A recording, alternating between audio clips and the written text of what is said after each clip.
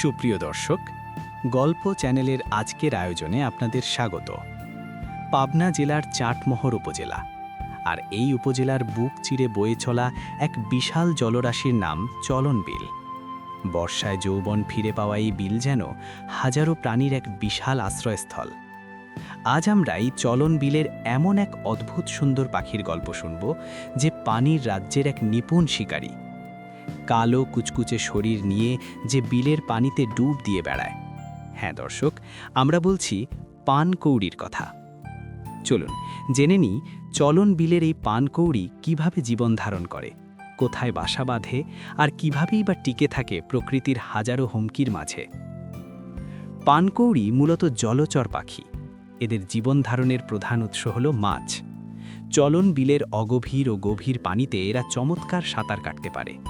পানির নিচে একটানা অনেকক্ষণ ডুব দিয়ে এরা মাছ শিকার করে। ছোট পুঁটি, খোলসে থেকে শুরু করে মাঝারি আকারের মাছ এদের প্রিয় খাবার। তবে পানকৌড়ির একটি অদ্ভুত বৈশিষ্ট্য আছে। অন্যান্য জলচর পাখির মতো এদের পালকে পর্যাপ্ত তেল গ্রন্থি থাকে না, ফলে বেশিক্ষণ পানিতে থাকলে এদের পালক ভিজে ভারী হয়ে যায়।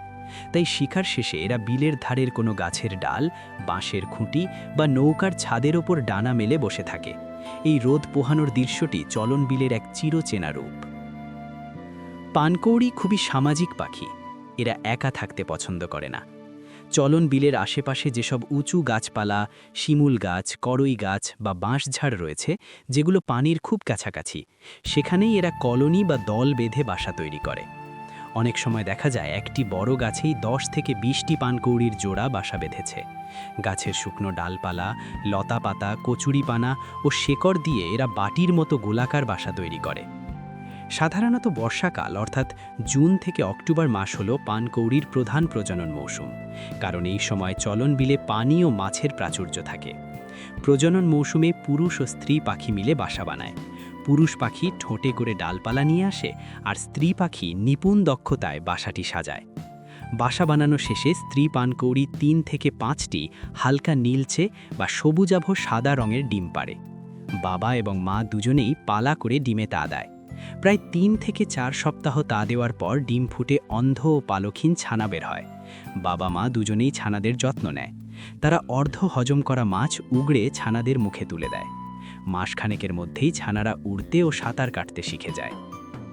প্রাকৃতিক পরিবেশে এবং সুস্থ ইকোসিস্টেমে একটি পানকৌড়ি সাধারণত 6 থেকে 10 বছর পর্যন্ত বেঁচে থাকতে পারে।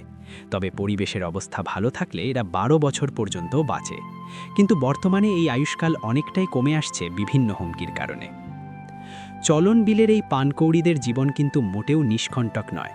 প্রকৃতি ও মানুষ উভয় দিক থেকেই এরা প্রতিনিয়ত হুমকির সম্মুখীন হয়। 1. প্রাকৃতিক শত্রু। পানকৌড়ির ডিম ও ছোট ছানাদের সবচেয়ে বড় শত্রু হল বাজ পাখি, চিল এবং কাক। এছাড়া বিলের ধারের গাছে ওঠা বড় গুইসাপ এবং বিভিন্ন প্রজাতির সাপ সুযোগ পেলেই এদের ডিম বা ছানা খেয়ে ফেলে। 2. মানুষের সৃষ্ট হুমকি। তবে পানকৌড়ির অস্তিত্বের জন্য সবচেয়ে বড় হুমকি হল আমরা, মানুষেরা। চলন বিলে মাছ ধরার জন্য ব্যবহৃত কারেন্ট জাল বা চায়না দুয়ারি জালে আটকা পড়ে অনেক পানকৌড়ি পানির নিচেই দম বন্ধ হয়ে মারা যায়। এছাড়া এক শ্রেণীর অসাধু শিকারী মাংসের লোভে এয়ারগান বা ফাঁদ পেতে পানকৌড়ি শিকার করে।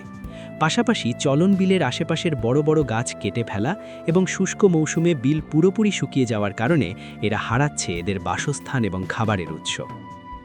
চলন বিলের জীববৈচিত্র্য রক্ষায় পানকৌড়ির ভূমিকা অপরিসীম।